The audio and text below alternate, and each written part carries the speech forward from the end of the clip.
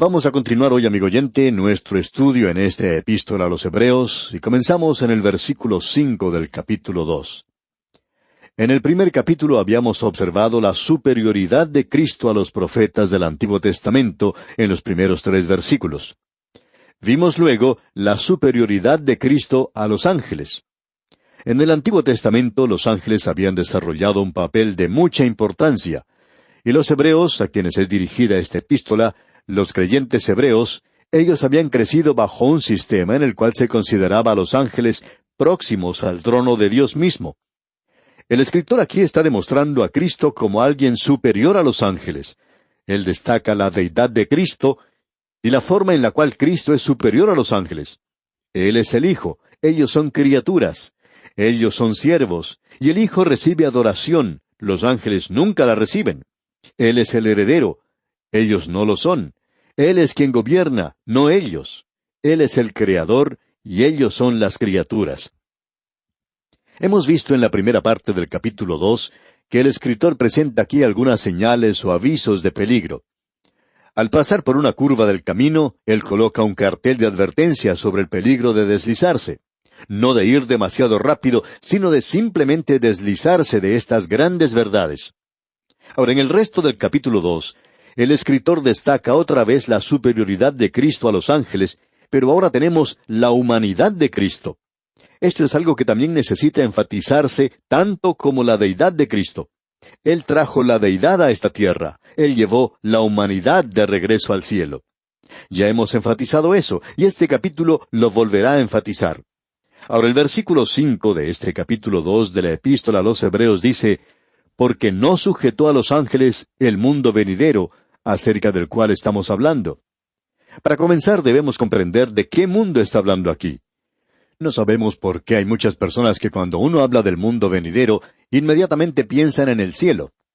La palabra griega que se utiliza aquí para mundo es oikoumene, que significa el mundo o la tierra habitada.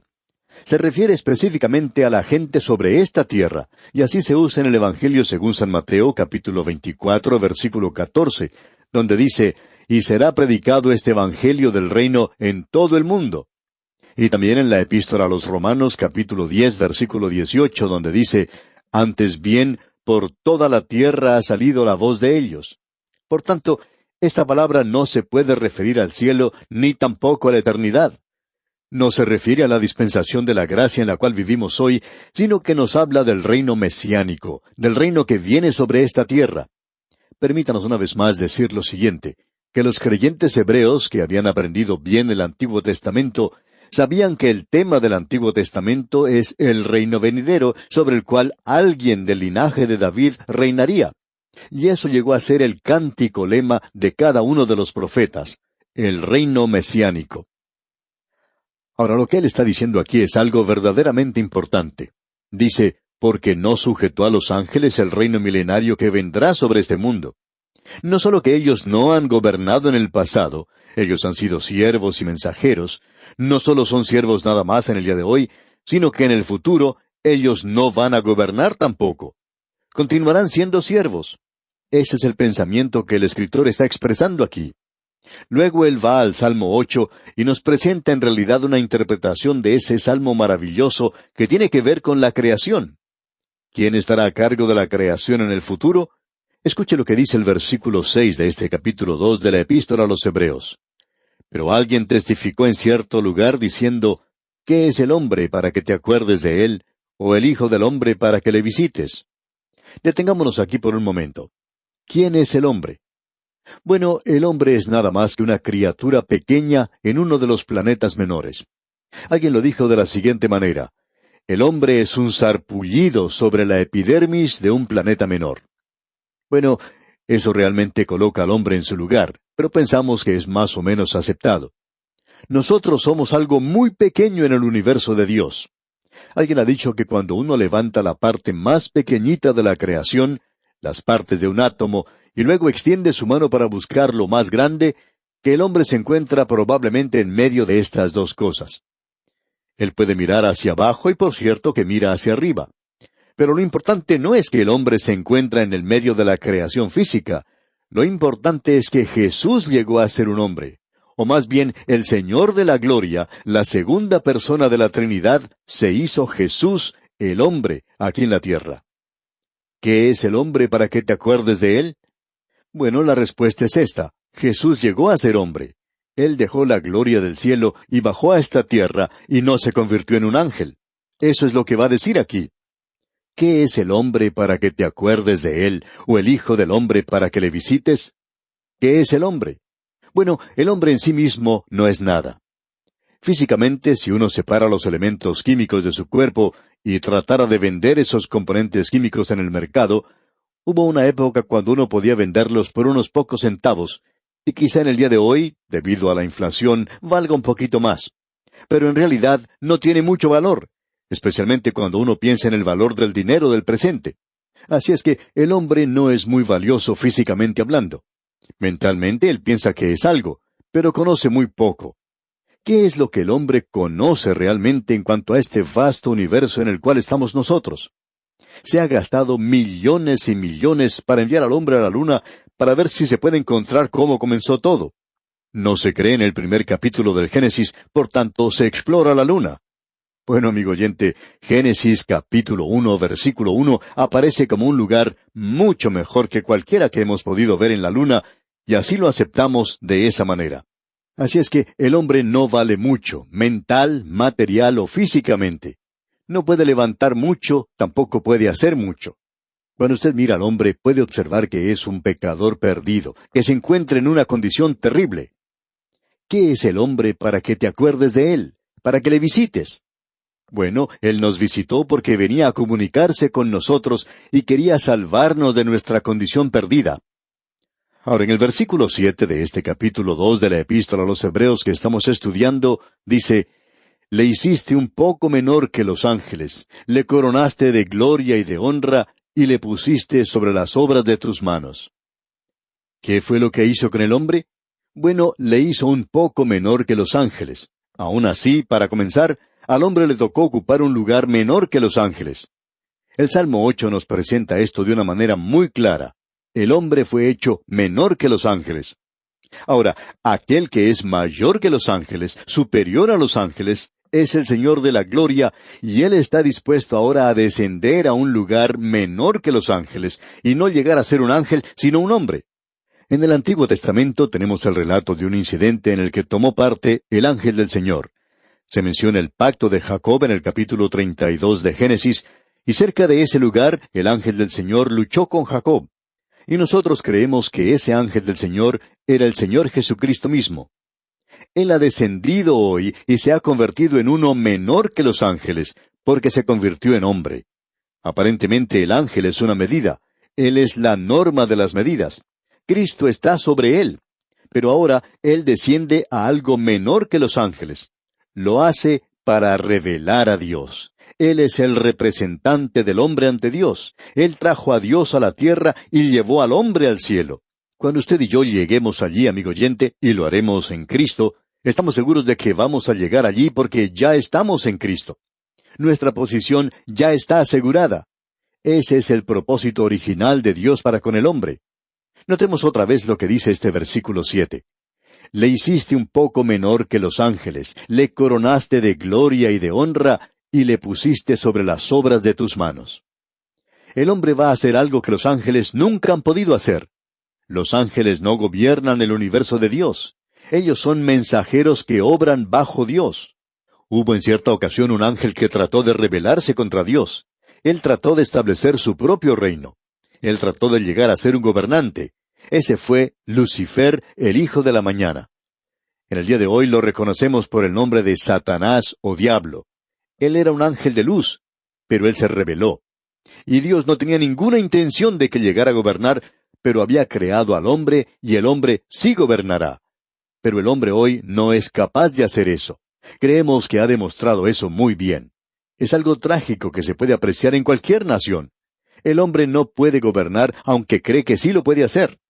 Él ha tomado este punto de vista de Satanás, de que de una forma u otra el hombre puede gobernar.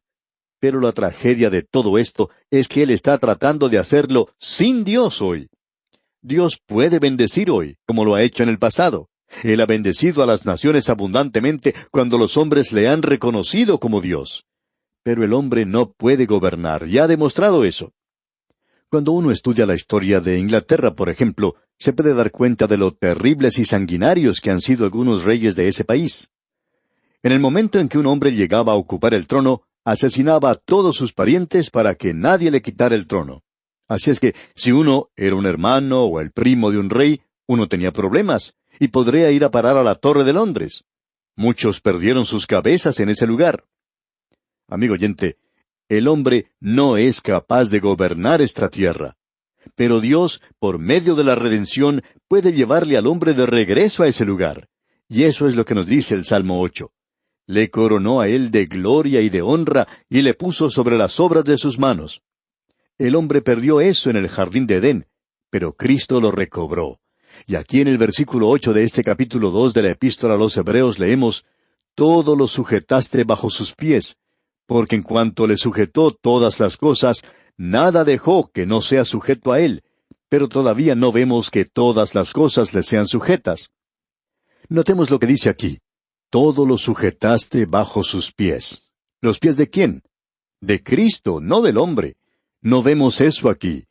Todo lo sujetaste bajo sus pies, porque en cuanto le sujetó todas las cosas, nada dejó que no sea sujeto a él. Pero hoy no vemos que todo esté bajo él. La tierra hoy no se ha deslizado de su control, pero él no está gobernando. Cuando el Señor Jesucristo gobierne en esta tierra, y amigo oyente, usted puede estar seguro de que él lo hará, no habrá ninguna necesidad de un hospital o de una cárcel, no habrá pobreza, no habrá crímenes cuando él gobierne esta tierra. Será un milenio de paraíso cuando Jesús gobierne, pero él no lo está haciendo hoy.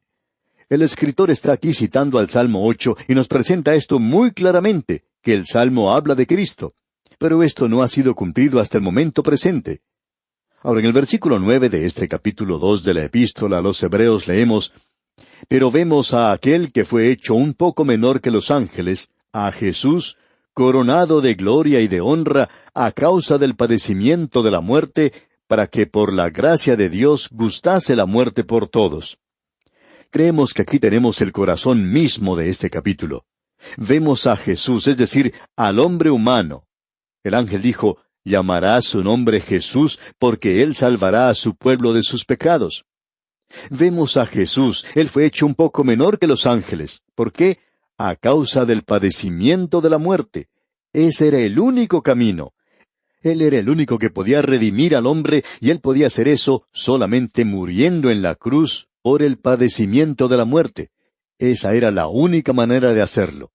Pero ahora él va a ser elevado. Dios le ha exaltado a él, le ha coronado de gloria y honra a causa del padecimiento de la muerte, para que por la gracia de Dios gustase la muerte por todos. Debemos enfatizar esta expresión, gustase la muerte. Él no solo experimentó la angustia de la muerte, sino que experimentó lo que la muerte realmente es, una muerte verdaderamente completa. Él bebió la copa de muerte. Esa copa amarga fue puesta junto a sus labios, y él bebió todo lo que había allí. Y él lo hizo por usted y por mí, amigo oyente. Ahora notemos que el escritor dice aquí que hizo eso por la gracia de Dios, para que Dios pudiera demostrar su gracia hacia usted y hacia mí, amigo oyente, y decirnos lo que dice ahora aquí en el versículo 10. Escuche usted. «Porque convenía a aquel por cuya causa son todas las cosas, y por quien todas las cosas subsisten, que habiendo de llevar muchos hijos a la gloria, perfeccionase por aflicciones al autor de la salvación de ellos». Esto es muy importante y nosotros debemos notarlo. Jesucristo, por tanto, no era un hombre en el que Dios hizo algo. La humanidad de Jesús no quiere decir que es un genio religioso. Esto no indica que era un mártir por una causa. Esto tampoco nos indica que Él nos está presentando un buen ejemplo. La humillación de Cristo logró dos cosas. Consiguió la gloria y la honra para la persona de Cristo, y logró la salvación del hombre, e hizo la salvación del hombre posible. Cristo, como ya hemos visto y dicho, llevó la humanidad al cielo. Y allí hoy se encuentra un hombre en la gloria, y allí hay gloria en ese hombre, algo que no había antes allí. Amigo oyente, esto era algo que Dios no podía hacer hasta que Jesús viniera y muriera en la cruz. y Él es hecho perfecto en el sentido de algo completo. Dios no puede, y no queremos aparecer como irreverentes diciendo esto, pero Dios no puede salvar al hombre lamentándose o demostrando un gran corazón y decir, yo te perdono. Dios no perdona nunca hasta cuando se haya pagado el castigo. Tiene que ser así, si Él va a ser el gobernante moral del universo. Cuando Dios salvó a Abraham, lo salvó a crédito o a plazo. Él dijo, cuando salvó a Abraham, tomó la cuenta y dijo, yo pagaré esto más tarde. Pero cuando vino el cumplimiento del tiempo, Dios envió a su Hijo, nacido de mujer y nacido bajo la ley, para que redimiese a los que estaban bajo la ley, a fin de que recibiésemos la adopción de hijos. Él redimió a Moisés, Él redimió a David por su muerte en la cruz. Él le redimió a usted, amigo oyente, y usted y yo tenemos que llevar un sacrificio hoy. Y el escritor de esta epístola a los Hebreos nos va a dejar esto muy en claro más adelante. Usted y yo, amigo oyente, miramos por medio de la fe hacia atrás al Señor, porque esta es la forma que Dios tiene de hacerlo. Él es el único camino que Dios tiene para la salvación de la humanidad. El propósito celestial de Dios, por tanto, es el de llevar a muchos hijos a su hogar en la gloria. Él puede hacer esto solo por medio de la muerte de Cristo. Amigo oyente, estamos recorriendo un terreno realmente tremendo en el día de hoy. Esta es una porción con la cual no se trata mucho, y esa es la razón por la cual estamos dedicándole tanto tiempo. Esto es algo muy importante tanto para usted como para mí hoy. Y aquí vamos a detenernos por hoy. Dios mediante, en nuestro próximo programa, continuaremos nuestro estudio de este capítulo 2 de la Epístola a los Hebreos. Que las bendiciones del Señor sean con usted, es nuestra ferviente oración.